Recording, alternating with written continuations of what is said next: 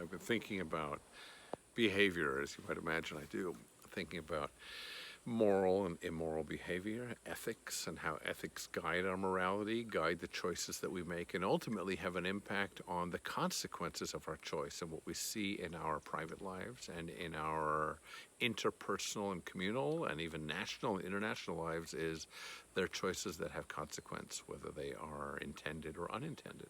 So go back to the root, which is the choice, and go back to what governs the choice, which is the ethic or the value.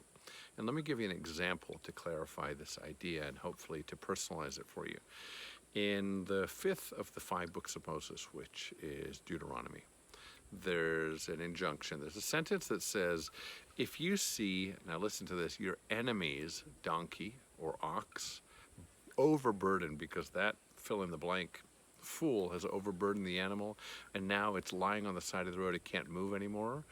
You across the road doing right and good in your life with all the good that you're doing and the urgency of your day and your task have to stop what you're doing and cross the road and help your enemy to relieve the animal. Just think about what that is in reality.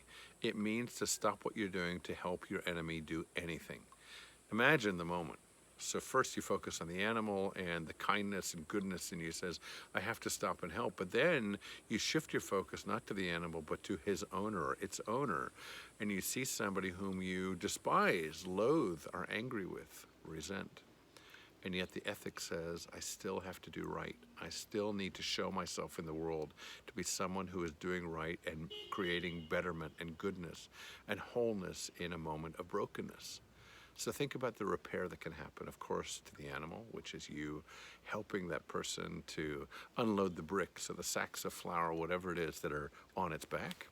And then think about what can happen between two people who are enemies when they're involved together, hand to hand, relieving that animal of its burden and realizing that they're both doing good, ultimately seeing goodness in themselves and in each other.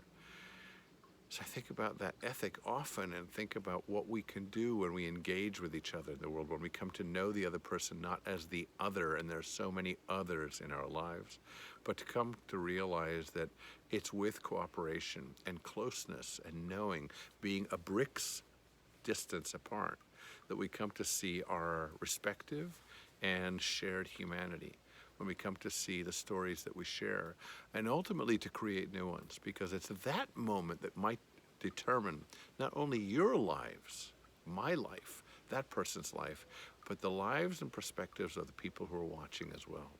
We never live just in the shadows of ourselves. We live in the shadows of other people who are looking at us and learning what it is to be human by virtue of the examples that we set.